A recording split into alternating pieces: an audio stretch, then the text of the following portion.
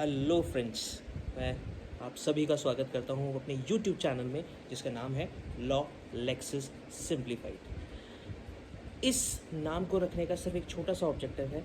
Objective ये कि law के लैंग्वेज को मैं आप तक पहुँचाऊँगा बहुत ही सिंप्लीफाइड तरीके से, यानी कि बहुत ही आसान भाषा में। तो आज का जो टॉपिक हम डिस्कस करने वाले हैं उस टॉपिक का नाम है sedition, which is covered under section 124A of IPC। तो आज का जो लेक्चर है ये बहुत ही इम्पॉर्टेंट लेक्चर है और इस लेक्चर को हम लोग बहुत अच्छे से पढ़ने की और समझने की कोशिश करेंगे। राइट, तो मैं स्टार्ट करने जा रहा हूँ। ठीक है, जो आज का टॉपिक है it is basically sedition which is covered under section 124A of IPC। Sedition जो है हमारे आईपीसी के अंदर कंसिडर किया जाता है क्राइम।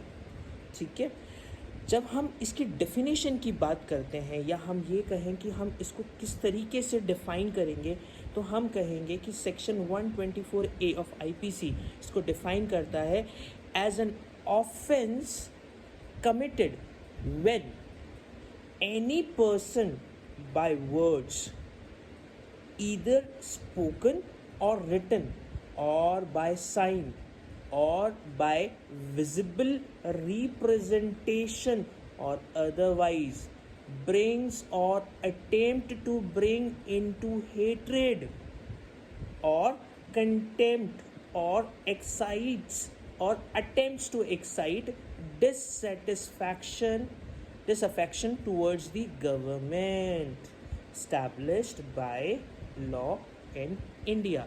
तो सेडिशन का अगर हम सिंपल भाषा में मतलब समझे तो इसका मतलब आपने आपके किसी एक्शन से कुछ ऐसा किया।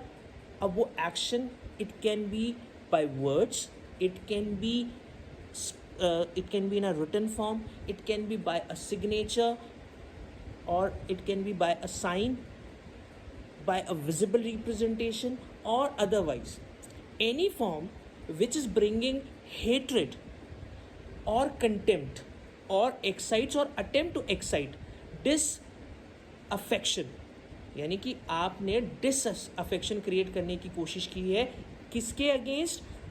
गवर्नमेंट के against which established by law in India.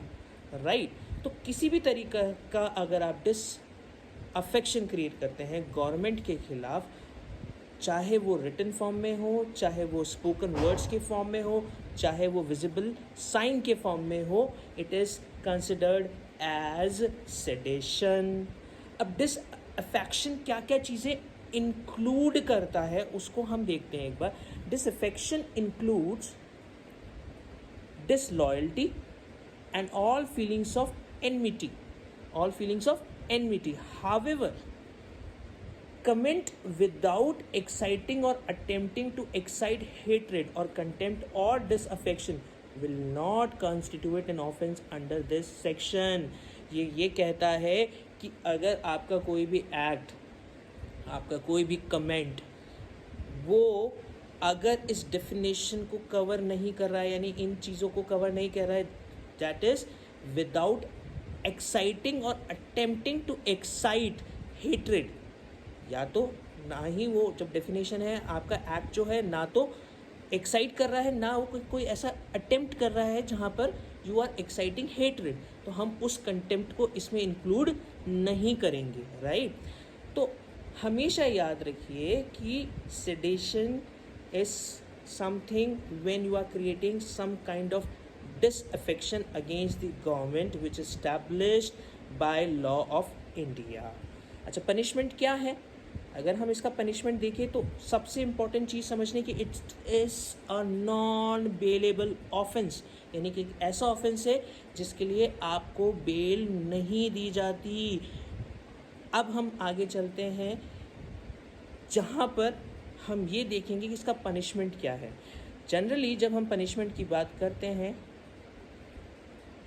जो कि 124A में दिया हुआ है, ये बात करता है कि अगर आपका कोई भी एक्ट सेडिशन में कवर होता है तो आपको इम्प्रिजनमेंट हो सकता है which is 3 years to a life term, यानी 3 साल से लेकर पूरी ज़िंदगी का लाइफ टर्म दिया जाता है। और अगर चार्जेस लिमिटेड हो, सेडेशन जो है वो प्रूव नहीं हो, तो हो सकता है कि आपको फाइन भी कोर्ट आपसे ले सकता है। ठीक है, a person charge under the law is barred from a government job. अगर आपने ऐसा कोई भी एक्ट किया है which is covered under sedition, then you are barred, you are barred from a government job, यानी कि आपको गवर्नमेंट जॉब से हटा दिया जाएगा। ठीक है, या फिर आपको गवर्नमेंट जॉब नहीं मिलेगी। बात समझ में आई?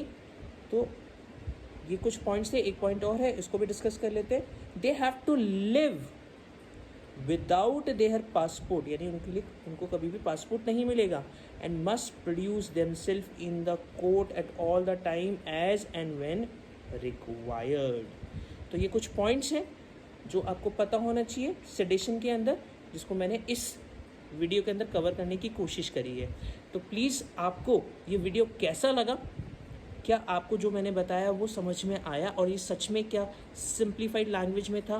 प्लीज़ कमेंट करिए और मुझे बताइए। Thank you.